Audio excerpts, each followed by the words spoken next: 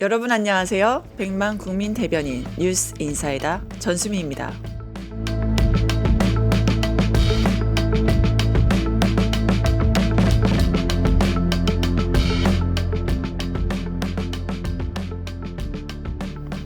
김기현 의원 부인이 김건희 씨에게 100만 원짜리 명품백을 건네면서 남겨둔 메모. 당대표 당선을 도와줘서 감사합니다. 그거 두고 사회적 예의라고 했습니다. 정말 지나가던 소가 웃을 일입니다. 그 예의가 도대체 어느 사회의 예의입니까? 국민이 아니라 권력에 절을 올리는 예의. 민주주의가 아니라 바로 조공정치 상징이 아닌가요? 김기현 의원, 뇌물로 당대표가 되고 그 자리를 내준 윤석열에게 다시 한번 고개를 숙인 사람. 그런데도 울산 시민에게 그리고 국민에게 단 한 번도 사과 없었습니다. 배우자끼리 의례적인 선물이었다고요? 그 말은 변명이 아니라 자백 아닙니까? 의례적으로 명품을 바치는 정당, 의례적으로 권력에 빌붙는 정치, 그게 바로 국민의힘의 민낯입니다. 윤석열, 김건희, 그리고 김기현. 이들의 정치가 보여준 것은요, 품격이 아니라 부패의 의례, 도덕이 아니라 거래의 의식이었습니다. 이제 특검은 이 조공 정치의 실체를 낱낱이 밝히고 김기현 의원 즉시 수사를 자청해야 됩니다. 사회적 예의가 아니라 이제는 사법적 책임의 시간입니다. 국민이 준 권력은요, 예의가 아니라 의무입니다. 그리고 그 의무를 배신한 자에겐 오로지 국민의 심판만이 있을 뿐입니다. 수미사이다. 오늘은 김기현 예의 팔아 권력을 얻다 였습니다.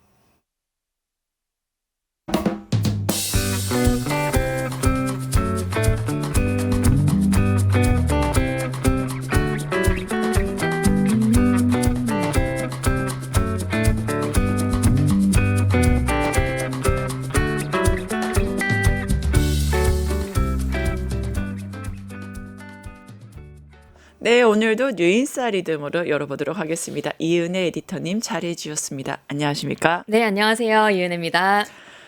오늘도 소식이 많은 만큼 잘 맞습니다. 부탁드리겠습니다. 네. 이게 정말 저는 오늘 아침에도 12.3 내란의 밤을 좀 기억했었는데 드디어 정부가 본격적으로 더 움직이는 걸까요? 정부 내 내란 청산을 위한 태스크포스가 누그러진다고요? 네, 12.3 비상계엄에 동조했던 공직자를 걸러내는 이른바 헌법존중 정부혁신 TF가 국무총리실 주도로 구성됩니다. 특검과는 다른 정부 차원의 조사 기구를 새로 만드는 겁니다. 수사와 재판이 길어지면서 지금 계엄에 연루된 인사들이 승진 대상에 포함되는 일이 지금 벌어지고 있거든요. 아니 이게 말이 됩니까? 안 되죠. 근데 어떻게 이런 일이 일어나는지 그러니까요. 이해할 수가 없어요. 그래서 이런 판단을 내리게 된 거겠죠. 어제 김민석 총리가 국무회의에 참석해서 정부 내 내란 청산을 위한 태스크포스를 띄우겠다고 공개 제안한 내용입니다. 여기에 이 대통령은 특검에 의존할 게 아니라 독자적으로 해야 될 일이다. 당연히 해야 한다라고 찬성했습니다. 총리와 대통령의 목소리 직접 들어보겠습니다. 네. 현안 토의하기 전에 한 가지만 좀 대통령 제안을 좀 먼저 드리고 시작을 해야 될 것 같습니다. 국무회의에서 지금 우리 정부의 최우선 과제 중에 하나가 아시다시피 국민 주권과 민주주의의 확립입니다. 그런데 현재 내란 재판과 수사가 장기화되면서 내란 극복이 지지부진한 그러한 상황인 것이 현실입니다. 가령 경찰의 국회 출입 통제, 개헌 정당성 옹호 전문 발송 이런 것들이 정부 내부에서 내란에 동조한 행태들인데 이에 대해서 그간 국회 국정감사 언론 등을 통해서 문제제기가 계속 돼 왔습니다.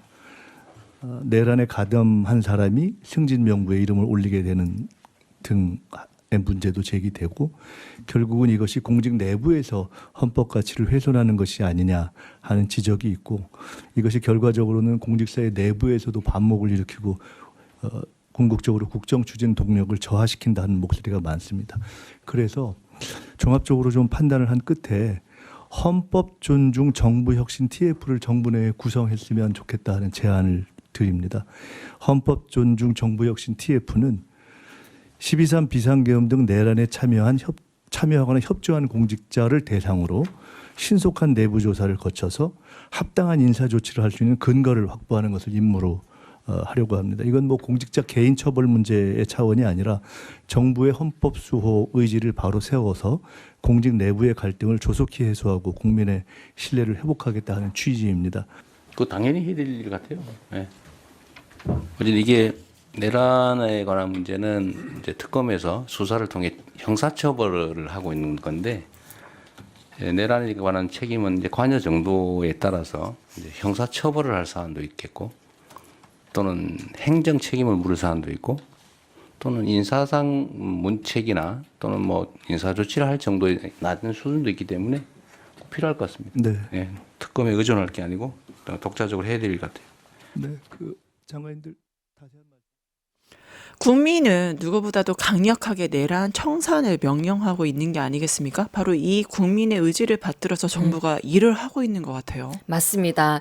그 정말 필요성에 대해서는 우리 국민들 누구나 공감할 것 같은데요. 네. 수준이 높든 낮든 공직자로서 대한민국 헌법 질서를 무너뜨렸던 범죄에 가담했다는 것 자체가 국민을 배신하고 국가를 배신한 일 아니겠습니까? 네. 그런 사람들이 여전히 공직사회에 몸 담으면서 우리 세금으로 그러니까요. 녹을 받아간다는 그러니까요. 거 그런 거 있을 수 없는 일입니다.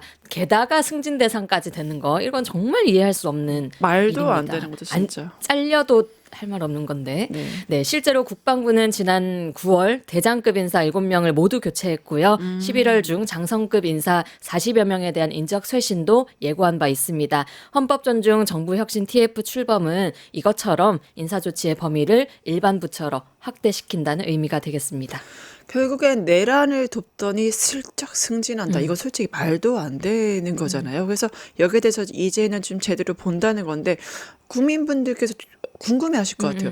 이게 범위가 어디까지 되지? 어떻게 진행되는 거지? 소개해 주시죠. 네, 총리실에 따르면 일단 감사원, 국정원 같은 대통령 직속기관 또 독립기관은 제외가 됩니다. 나머지 49개 중앙행정기관이 TF의 조사 대상이 됩니다.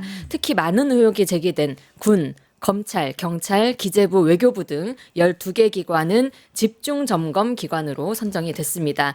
우선 각 기관들은 자체로 TF를 좀 구성해서 자체 조사 작업을 하고요. 총리실의 총괄 TF가 보완하고 검증하는 방식으로 진행될 예정입니다.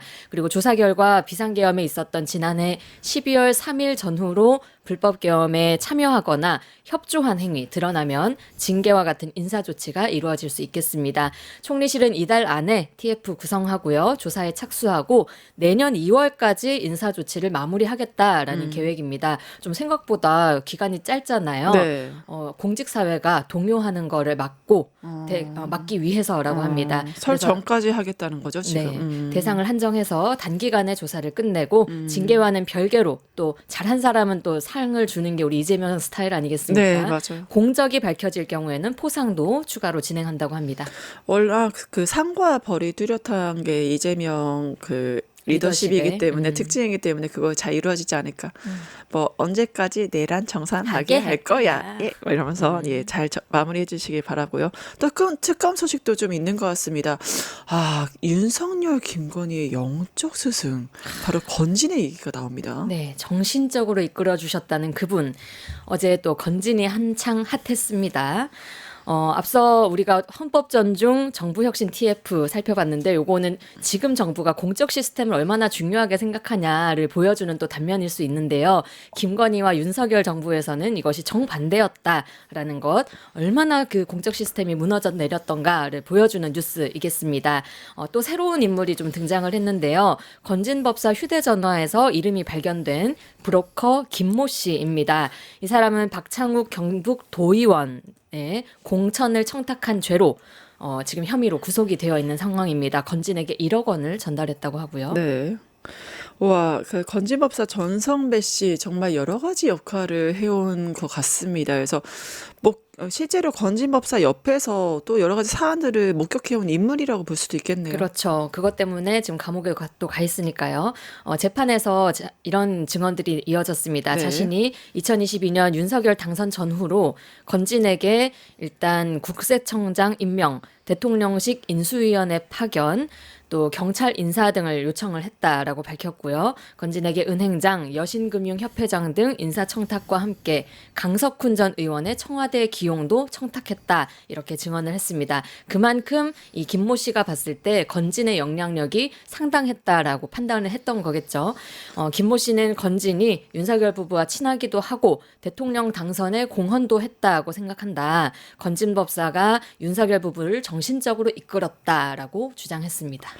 또 김건희가 정신적으로 병이 있는데 바로 건진이 이걸 달래줬다 이런 충격적인 증언도 나온 것 같습니다. 맞습니다. 정말 정신적으로나 정치적으로 많이 이끌어주나 봐요. 네, 정신적으로나 정치적으로나 투정 영향력 미쳤는데요. 건진이 윤석열 검찰총장 당시부터 영향력을 미쳤다고 해요. 김 씨는 윤석열이 예전에 추미애 전 장관에게 고초를 겪었을 때 그때도 건진이 아유 견디면 앞으로 좋은 일이 있을 거다 이렇게 말을 했다라는 거를 전해 들었다라고 네. 답을 했습니다.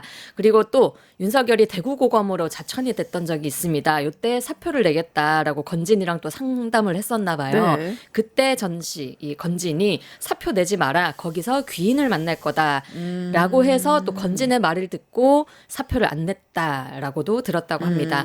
또 하나 있는데요. 안철수 의원이 국회의원으로 영입하고 싶다라고 윤석열을 찾아왔다고 합니다. 네. 그때 이 사안에 대해서도 건진과 상의를 했는데 그러지 마라 안철수보다 더 귀인이 올 거다라고 이야기를 했고 그 다음에 그러고 나니까 양정철 전 민주연구원장이 또 민주당에 영입을 하려고 찾아왔는데 그러면 그 귀인이 이 사람인가 싶었겠죠. 하지만 건진은 또 아니다 하지 마라 라고 했답니다. 그러니 윤석열이 그럼 저는 뭘 하면 좋습니까 스승님.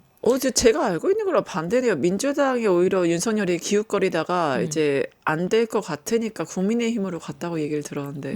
뭐 건진의 입에서 나온 이야기니까. 네. 그래서 아무튼 윤석열이 그러면은 국힘도 가지 말라 그러고 민주당도 가지 말라는데 나 뭘 뭐 해. 하면 되냐 하니까 대통령을 하시라 아. 이렇게 조언을 했다고 합니다. 그러고 또 건진이 윤석열에게 황교안 전 국무총리 어떻게 생각하냐라고 물었더니 윤석열이 황교안보다는 내가 낫다라고 답해. 황교안 의문의 일패 내가 낫다라고 대답했다고 하면서 그랬더니 건진이 그러니까 네가 대통령을 해라라고 말했다. 이런 이야기들을 전해 들었다는 증언을 했습니다. 황교안 씨는 본인이 이제 전 국무총리라고 불리는 것보다 대통령 권한대행으로 권한대행. 불리는 걸 굉장히 좋아하시던데 의문의 일패를 당하셨네요. 네. 애도를 표하고요. 또 아시잖아요. 윤석열이 건진에게 이제 당선 후에 큰 절을 올렸다. 결국에는 이 윤 부부를 정신적으로 이끌었기 때문에 가능한 게 아니냐. 특히 그냥 정신적으로 이끈 것뿐만 아니라 어떠한 결정적인 순간마다 그 선택의 지점에 이제 건진이 있었기 때문에 이런 거냐. 이런 의구심이 들긴 하네요. 맞습니다. 일종의 지침을 내린 그러니까요. 거죠. 아바타. 근데 결정장애인가? 그 결정을 못해서 그때마다 선택을 해준 건가? 그런 것도 생각도 들고. 네. 아무튼 또 김건희에 대해서도 굉장히 많이 이끌어준 것이 증언으로 드러났습니다. 일단 특별히는 정신적으로 이끌어준 지점이 나오는데요. 김 씨는 이렇게 말했습니다. 건진에게 들어서 아는데 김건희가 정신적으로 약간 병이 있는데 그런 것도 달래주고 또 발리 같은 데 갈 때도 전화해서 이번에는 누구를 조심해야 하냐 이렇게 김건희가 물어봤다고 한다. 그런 걸 들으면 이 건진은 대통령 부부가 버리지 않는 한 영향력이 있는 사람이다라고 생각했다라고 밝혔습니다. 그리고 재판부가 그래서 구체적인 상황을 물었거든요. 그랬더니 김 씨가 건진이 말하기로는 김건희가 약을 먹어야 한다. 잠을 잘 못 잔다라고 이야기해줬다. 구체적으로 이야기는 안 해도 건진이 김건희를 많이 위로해주고 있다는 생각이 들었다라고 했습니다. 네. 그리고 사실은 이 윤석열 정부 때 국정을 이끈 건 윤석열이 아니라 V0인 김건희였잖아요. 그렇죠. 얼마나 또 어떤 정치적, 정무적 판단을 김건희가 오롯이 짊어졌겠습니까? 뭐 수시로 한두 시간 동안 전화 통화를 하면서 국가 재난 대응 방안까지도 의논을 했다는데요. 그때 산불이 난 적이 네, 있습니다. 맞아요. 건진이 김건희와 통화해서 산불을 어떻게 꺼야 하는지를 얘기를 해주고 김건희를 달래주기도 하고 이렇게 정신적으로 이끌어줬고 뭐 그런 일이 있었다고 합니다. 그러니까 대구고검에 이제 윤석열이 좌천됐었잖아요. 그때도 이제 대통령 하라 주원을 하기도 하고 이게 뭐 재난제 있을 때마다 상담을 하기도 하고 건진이 윤석열에게 당선은 왜 너 나한테 왜 큰절 안 해? 그렇게 말하는 것도 어찌 보면 좀 당연한 일인 것 거네요. 같습니다. 네. 지금 국정 운영도 심지어 국가의 비상 대응조차도 네. 참모들이 아닌 건진에게 그렇죠. 들었다라고 하는 거고 심지어 이 주치의가 또 따로 있을 텐데 마음 건강까지 이 건진이 챙겨줬다는 거잖아요. 건진이 과거 JTBC와 인터뷰를 한 적이 있는데 네. 요때 본인이 신체적으로나 정신적으로 김건희를 치유해 준 적이 있다라는 말을 한 적이 있습니다. 그 영상 한번 보고 오겠습니다. 네. 제가 이제 그 예언에 대한 어떤 이런 에너지만 있는 게 아니고 치유 능력이라는 것이 좀 있어요.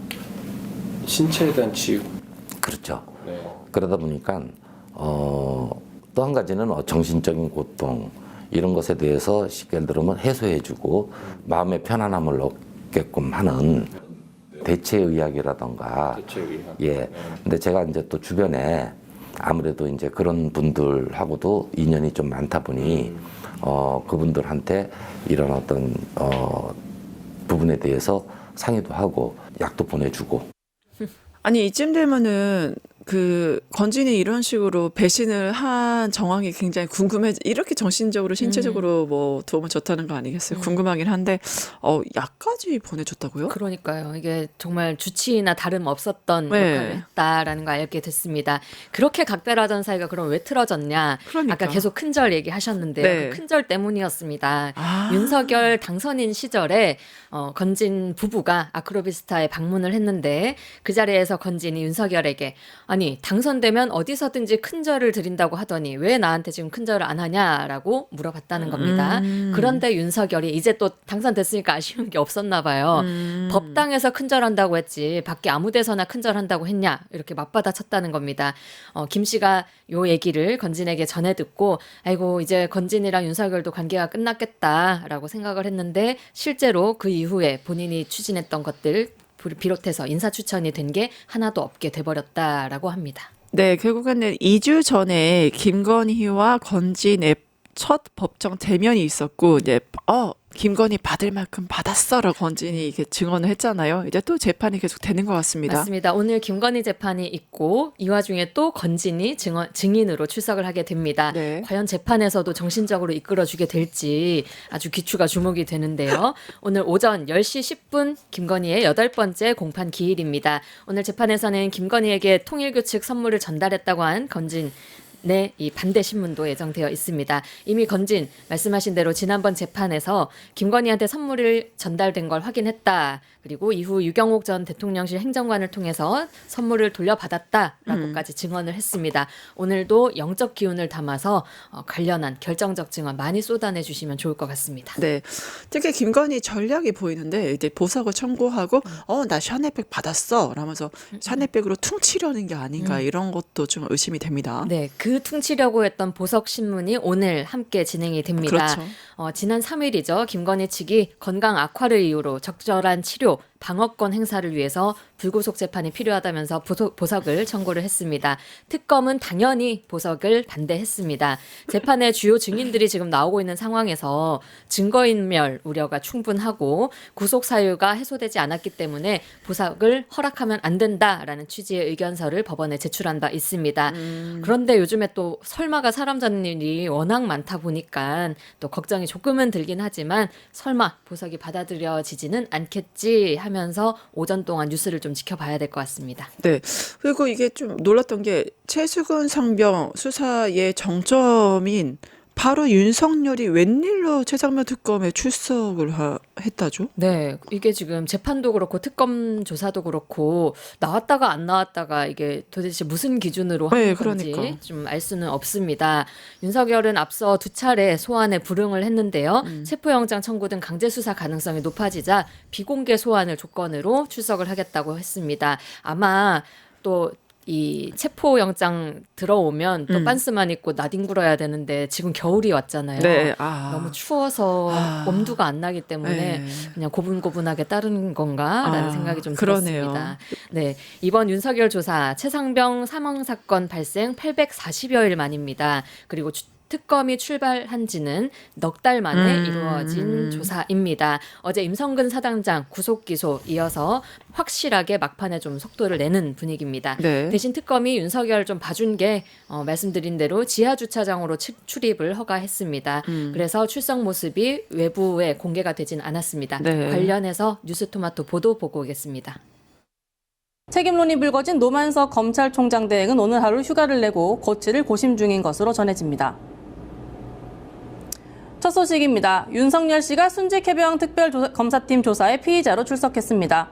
윤 씨는 법무부 호송 차량을 타고 오늘 오전 9시 20분께 서울 구치소를 출발해 9시 47분경 서초동 특검팀 사무실에 도착했습니다. 호송차는 그대로 특검 사무실 지하 주차장으로 들어갔습니다. 윤 씨는 최상병 순직 사건 외압 은폐 의혹의 출발점인 VIP 경로의 당사자입니다. 임성근 전 해병대 1사단장을 혐의자에서 제외하도록 압력을 가했다는 혐의를 받고 있습니다. 그가 피의자 신분으로 소환에 응한 것은 특검 출범 133일 만에 처음입니다. 현재 가동되고 있는 특검 중에서는 내란 특검에 이어 두 번째로 조사에 응했습니다. 특검팀은 수사 외압 의혹에 대한 조사를 먼저 진행한 후 진술 태도 등에 따라 범인 도피 혐의에 대한 조사도 이어갈 방침입니다. 이종섭 전 국방부 장관이 외압 의혹으로 공수처 수사선상에 오르자 호주 대사로 임명해 도피시키려 했다는 혐의입니다. 사실 수사 외압의 정점이 윤석열이잖아요. 그 맞습니다. 경로설이 정말 유명했는데 이제 여기에 대해서 나는 화는 뭐 냈지만 이건 외압은 아니다. 이딴 식의 변명을 좀 했다고 합니다. 그렇습니다. 어제도 그 외압 부분이 가장 먼저 또 경로 부분이 가장 먼저 다루어졌습니다. 네. 특검팀이 100여 쪽에 달하는 질문지를 준비했고요. 수사 외압 의혹 전반에 대해서 7시간가량 조사를 진행했습니다. 뭐니 해도 경로 문제 가장 중요하죠. 그렇죠. 임성근 전 사단장이 혐의자로 포함된 초동 수사 결과를 보고받고 경로했던 게 맞느냐 이 부분 조사로 시작이 됐고요. 또 여기에다가 임성근 관련 구체 정황까지 좀 조사가 됐습니다. VIP 경로 이른바 그 회의 있잖아요. VIP 경로 회의 직후에 윤석열이 전화로 이렇게 줄줄이 엮으면 어떻게 하냐라는 취지의 질책을 했다라는 증언이 런종섭 전 국방부 장관 입에서 나온 적이 있거든요. 그래서 윤석열이 임성근을 좀 빼내려고 그랬던 거냐 그 부분도 확인한 걸로 알려졌습니다. 그리고 특검은 국방부가 경찰로 넘어간 해병대 수사단의 초동 수사 기록을 회수하는데 윤석열이 관여를 했는지 그리고 박정훈 대령을 항명죄로 수사하려는 무리한 지시를 했는지도 캐물은 것으로 전해졌습니다. 다만 윤석열 대부분 혐의에 도리도리 부인했다고 합니다. 당시 회의에서 경로한 거 말도 안 되게 얘기한 거 또 반복했는데요. 이러면 부모들이 어떻게 자식들을 군대에 보내겠느냐? 라는 취지로 화를 낸 거다. 자기는 재발을 막으려고 호통을 쳤을 뿐이다. 라고 어제도 주장을 했습니다. 그 말을 특검도 그렇고 국민 그 누가 믿을지는 의문입니다. 네, 화냈지만 외압 아니야. 이제 말도 안 되는 소리를 했기 때문에 국민들이 분노한 것 같아가지고 내란범, 뭐 사형해라 이런 말까지도 밖에서 소리를 질렀다고 하는데 이제 그것도 지켜보도록 하겠습니다. 박성재 전 법무부 장관, 그러니까 다시 영장이 청구가 됐잖아요. 뭐가 결정적인 증거가 있다고 하죠. 네, 추가적인 정황들이 좀 나왔습니다. 박성재 전 법무부 장관 계엄 선포 뒤에 합동수사본부 검사 파견, 출국 금지 인력 대기, 구치소 점검 지시 등을 내려서 내란에 가담했다는 내란 주요 임무 종사 혐의를 받고 있습니다. 그리고 지난달 10월 14일이죠. 특검이 박성재에 대해서 구속영장을 청구했지만 법원은 혐의를 다툴 여지가 있다라면서 기각한 바 있습니다. 그리고 이제 한 달이 지난 건데요. 특검은 이 관련자를 추가로 조사하고 또 압수수색한 끝에 새로운 정황들을 좀 포착을 했습니다. 그것도 하나가 아닌데요. 하나하나씩 좀 살펴보겠습니다. 먼저 박 전 장관 계엄 당시에 구치소 수용 현황 문건을 보고받았는데 이후에 문건 제목에 포고령 위반 구금이라는 문구가 박성재가 본 다음에 추가가 됐습니다. 그래서 특검은 계엄 포고령 위반자의 수감을 염두해서 움직인 결정적인 증거가 아니냐 이렇게 살펴보고 있습니다. 네, 박 전 장관은 항상 이제 특검 수사에 대해서 이건 억측이다, 이런 이제 무리한 수사다 이렇게 주장을 해왔잖아요. 근데 뭔가 새로 나온 것들이 있나 보죠. 네, 그리고 또 하나가 있습니다. 박 전 장관 지시로 현직 검사가 계엄을 정당화하는 취지의 문건을 작성한 정황이 드러난 건데요. 이게 특검이 박 전 장관 휴대폰을 포렌식을 하면서 찾게 된 거라고 합니다. 제목이 권한 남용 문건 관련이라는 파일인데요. 이게 삭제됐던 것을 복원을 해냈다고 합니다. 네. 쓴 사람은 법무부 검찰과 소속 검사인데요. 계엄 다음 날 당시 임세진 검찰과장으로부터 텔레그램을 통해 전달됐다가 삭제가 된 것입니다. 이 내용을 보면 윤석열 계엄 선포의 그 담화문 내용이랑 되게 비슷한데요. 더불어민주당이 입법권, 탄핵소추권, 그리고 예산심의권을 남용하면서 입법 독재를 삼고 있다라는 내용이었습니다. 그래서 특검은 이 법무부 감찰과가 박 전 장관의 지시로 계엄을 정당화하는 문건을 작성한 게 아니냐 이렇게 판단을 해서 이를 직권남용 혐의 범죄 사실에 추가한 것으로 알려졌습니다. 근데 이제는 특검이 한 달간 보강 수사를 한 만큼 이번에야말로 구속영장 재청구 잘 될까요? 그쵸. 했는데 또 안 되면 너무 부끄럽잖아요. 네. 특검 입장에서도 좀 네. 부끄럽고 우리 국민들의 실망과 충격도 더할 거기 때문에 네. 반드시 돼야 될 것 같습니다. 법원이 처음에 구속영장 기각했을 때 박 전 장관의 위법성 인식 정도 그리고 계엄 이후의 조치의 위법성 정도에 대해서 지적을 했었거든요. 이 부분에 대한 논리도 보강을 했다고 하니까 좀 기대해볼 만 하겠습니다. 여기에 또 아까 말씀드린 새로운 정황까지 추가가 됐으니까 박 전 장관 두 번째 구속 될지 우리 한번 지켜보면 좋겠고요. 영장 심사는 내일 오전 10시 10분에 진행된다고 합니다. 네, 결국에는 내란에 대해서 박성재 구속영장 이제 재청구됐고 조태용 바로 직무유기로서 혐의가 있지 않습니까? 거기에 대해서 구속 여부가 기로가 굉장히 궁금했는데 새로운 소식이 있다죠. 네, 오늘 아침에 조태용 전 원장에 대한 구속영장이 발부됐다라는 네. 소식이 전해졌습니다.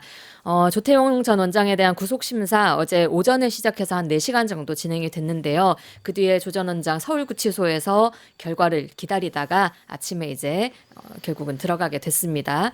조 전 원장은 윤석열의 계엄 선포 계획을 미리 알고도 국회에 즉시 보고하지 않았다라는 혐의를 받고 있습니다. 또 홍장원 전 차장의 동선이 담긴 CCTV 요게 문제였는데요. 요거를 국민의힘 측에만 제공을 하고 자신의 동선이 담긴 CCTV는 민주당 측엔 또 제공하지 않는 등 국정원법상 정치 관여 금지 의무도 위반한 네. 혐의 함께 받고 있습니다. 그렇죠. 이게 항소폭이 대장동 이게 사실 너무나 당연한 건데 대통령이 뭐 개입했다 이런 말도 안 되는 소리를 하면서 아직도 이 대장동 항소폭에 대한 불씨가 꺼지지 않는 것 같아요. 뭐 심지어는 뭐 국민의힘이나 보수 쪽 인사는 검찰이 알아서 기었다. 이거 너무한 거 아니냐 이런 평가도 있거든요. 네, 관련 소식 오늘도 좀 준비를 했습니다. 네. 먼저 세간의 눈은 노만석 대행이 그래서 사퇴를 하려나? 요 부분에 좀 쏠리고 있습니다. 왜냐, 또 노만석 대행이 어제 휴가를 내고 출근을 안 했거든요. 그래서 본인의 거취에 대해서 고민을 하고 있는 건가 보다라는 이야기 많이 나왔습니다. 특히 대검 부장검사 등 회의에서 사퇴를 요구받은 뒤라서 더더욱 고민을 하는 모양새였습니다. 그저께 이 대검 평검사 10여 명이 항의 방문한 자리에서 노대행이 이렇게 말했는데요. 검찰총장이 되어보니 경영자 마인드로 여러 가지 고려할 게 많다. 용산과 법무부 등의 관계도 그러하다 고려했다라고 말했다고 합니다. 그래서 대검이 법리적으로 판단하는 게 아니라 정무적으로 판단한 거 아니냐. 법무장관이 수사 지휘권을 행사하지도 않았는데 장관의 의중에 휘둘려서 항소를 포기한 거 아니냐, 알아서 긴 거 아니냐 이런 게 문제다라는 목소리가 노대행 책임론으로 계속 거론이 되고 있습니다. 어제는 또 초임 검사들까지도 집단 성명 이 흐름에 비판에 동참을 하기도 했습니다.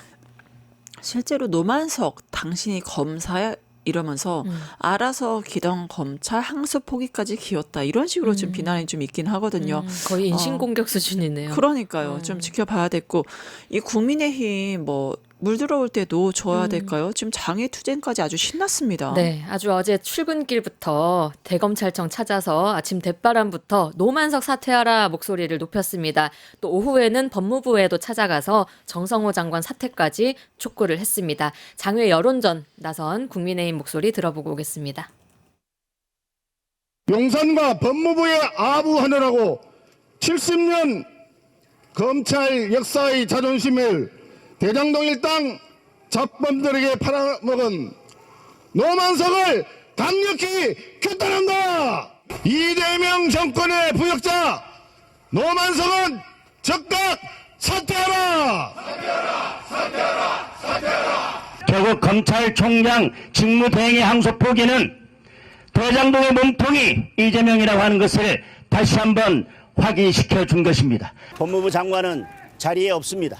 피할 것이 아니라 국민 앞에 나서서 당당히 밝히고 본인들의 책임을 지기 바랍니다.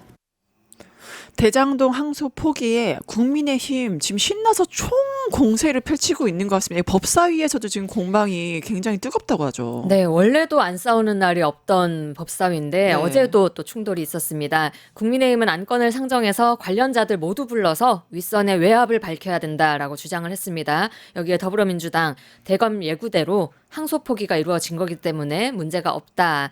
이 대통령과도 무관하다. 이렇게 반박을 했습니다. 그쵸. 그러면서 민주당은 오히려 집단항명한 정치 검사들, 조작 기소 검사들을 가만히 두지 않겠다라고 경고를 했습니다. 항소 포기에 반발한 강백신 검사 등 친윤 검사들의 강압 수사와 조작 기소를 이번 참에 좀 밝혀내겠다라는 의지입니다.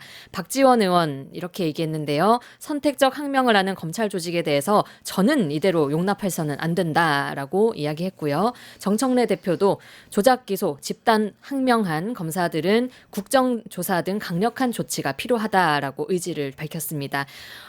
네, 오늘입니다. 법사위 전체 회의에 정성호 장관 또 출석할 예정이거든요. 얼마나 또 치열하게 물고 뜯고 싸울지 좀 내일 또 소식 전해드리도록 하겠습니다. 네, 특히 나경원 의원 같은 경우 이게 항소 포기가 대통령 무죄에 하나의 뭐 비단길, 꽃길 깔겠다는 거다라는 이제 말도 안 되는 망언을 해서 이제 분노를 자아내고 있는데 이 법사위 충돌도 계속 좀 지켜봐야겠습니다. 네, 오늘 유인사리듬 여기까지 하도록 하겠습니다. 이은혜 에디터님 감사합니다. 네, 고맙습니다. 유튜브 구독하고 실시간 채팅과 댓글을 남기시면 매일매일 7천 TTCO를 드립니다. 참여 방법은 통통물 어플을 다운로드하고 회원가입과 로그인을 해주세요. 마이페이지에서 나의 회원 고유 번호를 복사해주세요. 유튜브 구독 후 실시간 채팅이나 댓글창에 고유 번호를 한 번만 입력하면 준비 끝! 지금 유튜브 채팅과 댓글 쓰기 참여하고 실천 TTCO 받아가세요.